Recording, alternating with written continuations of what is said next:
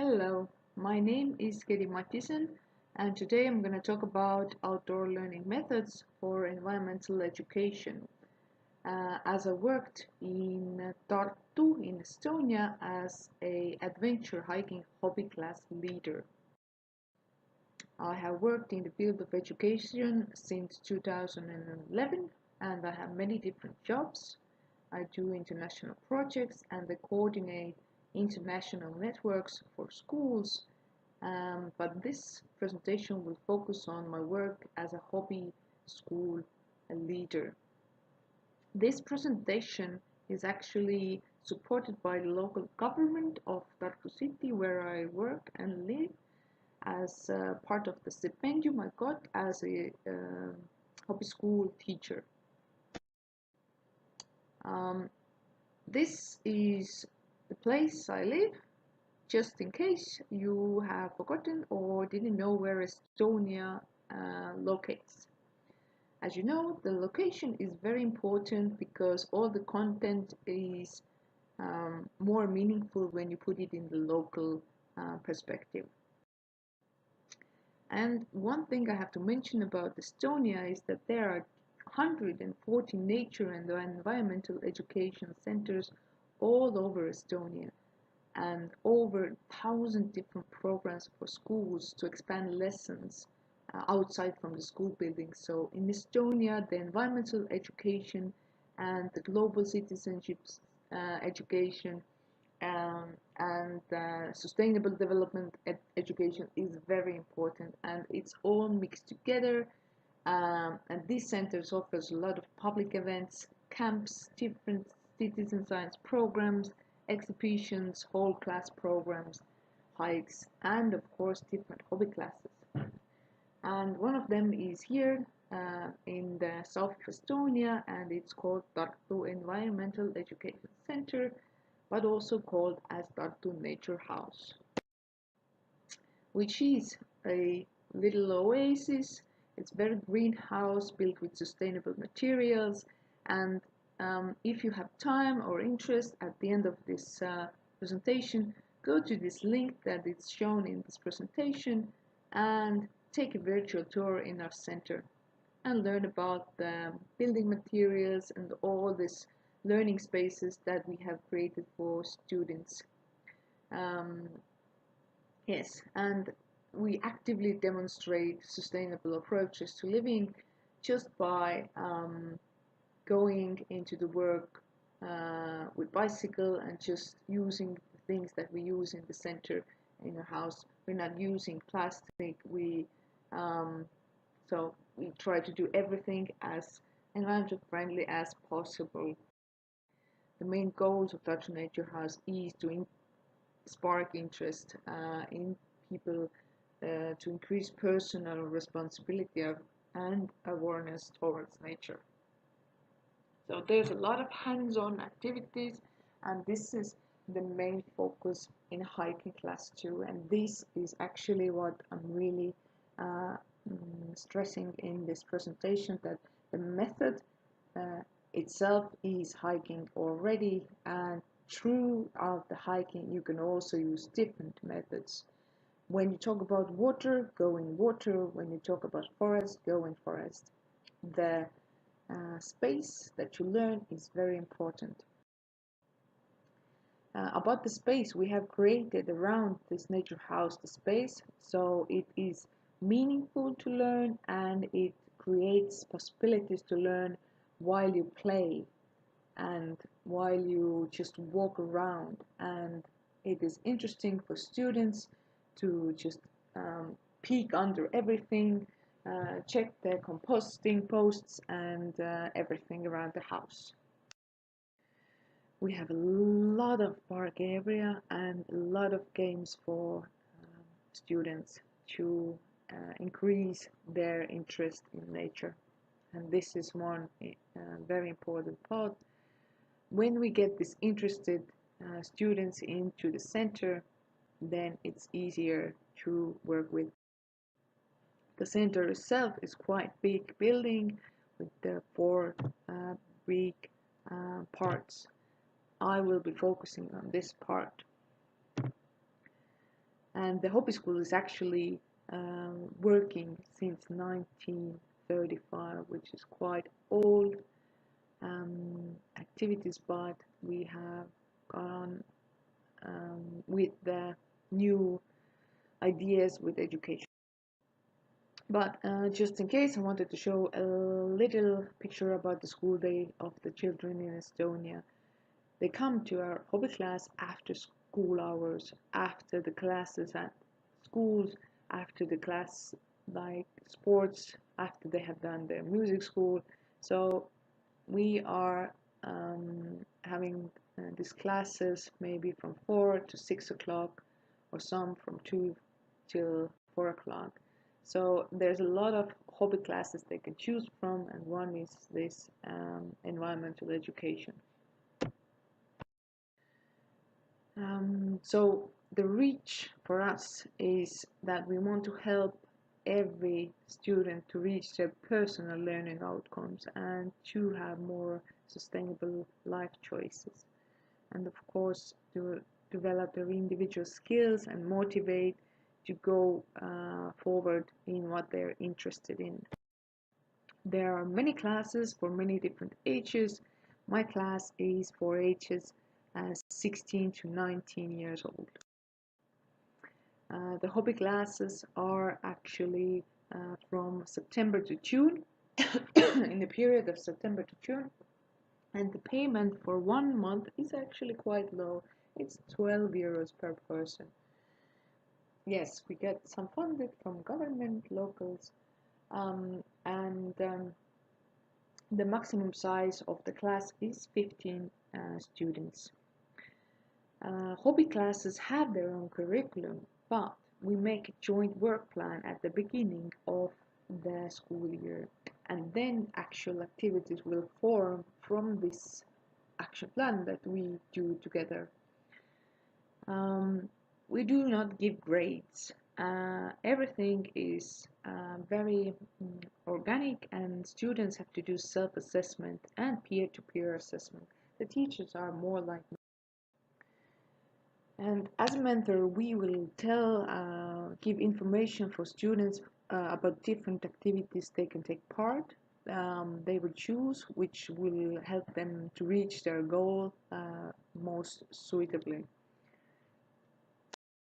About effectiveness of outdoor learning methods, there are many research done about why outdoor playing and studying outdoors is good. So the students who do it more often are more creative, for example, and more likely to develop good critical reasoning skills and proactive positive behavior. And they are more aware of nutrition and more physically active as well. About concrete methods, we do know that being outside is very positive for a human being, but when you are there with students, you have to use different methods to get them active and keep them in adventurous path of learning and help them to reach this self-confidence and what they will gain after the experience. So it is very much in leadership skills and a lot of methods that you can use to create that. For example, in my hiking class, I use a lot of inquiry-based lessons. So this is what I really want to tell. Everything has to be very practical, because when you go hiking and something happens, you need to act. You need to be prepared before going to hike, and you need to think before packing. So, for example, let's take this first question. Can I drink water from this river? If you have reached the river and you have drunk all your water, can you drink water from this river? Well, to know that, I have figured out that I can take a water testing kit with me. We can learn about the river right on spot. It's very easy to carry with me, and we can get the results very easily. Also, we can create a water filtering system, and we can also use live straw from straight from river. We can drink water, and I can tell all about how this filtering system works. It's very STEM activity, very much in science department. Also, I have this very nice small pocket microscope. So every time when we talk about why we have to boil the water before we drink it, I can show with this pocket microscope what is actually inside the water. So we can also learn about biodiversity in water. We look the different indicative species of plants and animals that indicates if the water is good or bad. Of course, when you talk about water, we go sailing or canoeing and experience it firsthand. When we talk about energy or something maybe on climbing and energy, we need to know about packing tips, nutritional games, and we also have to do self-assessment because um, we must understand our own body first, and then we know what to eat and how we are using it. And of course, we have to have cooking skills. Uh, but of course, if we're talking about climbing, then we do have to do everything about this at the climbing wall as well. What about what to wear on the hike of this on this road during wintertime hiking? Yes, very good. Uh, watch weather, do experiments with heat, identify clouds, and imagine what kind of weather will come. Visit hiking gear stores and search about different materials, and camp throughout the year, so you will know and you can get the experience. If you're fit enough to carry this backpack for 10 kilometers, first of all, actually set reachable goals. Are you ready for 10 kilometers? It's quite easy, but are you ready for 80 kilometers? So, also, physiological knowledge. You need to know how is your body built. So we have many different things we can search about and study it. Um, Also, we talk about suitable and light equipment, so you won't actually have to carry a lot of stuff with you. You have to know what to take and what is not necessary. And of course, training exercises today to make yourself stronger. About the salad, you can do a salad when you know exactly what plants you can eat. So we have to learn some of the plants. We have to do the citizen science, collect the forest food, preserve food, and look up the nutritional data. So what if you get lost? Well, you need to know about orienteering and share your location, uh, different apps and maps, and plan your route. And when you get really lost, don't know how to get out, you need to know how to build a shelter. So that's what we practice as well.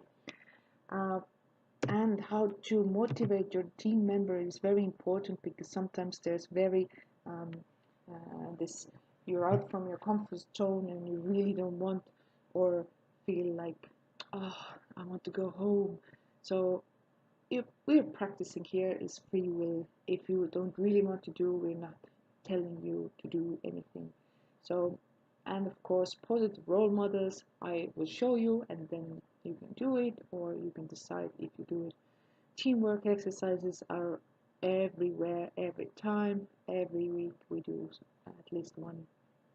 And I have to give free time to socialize.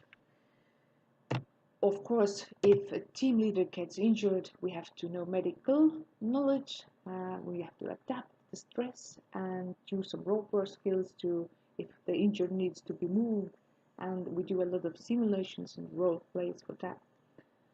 And about taking care of the earth, we do a lot of sustainability theater, I do laboratory work, and we go together to the market together, make a list of four, have discussions, look documentaries, and if we don't find it, we can see if we can invent it and do some push fast. This time is really short to keep in 15 minutes, so I'm letting you know that you can download for free this hiking class work plan, which is in Excel, which shows you all the classes I have made throughout this year, and the self-assessment activity book, what I created for my students.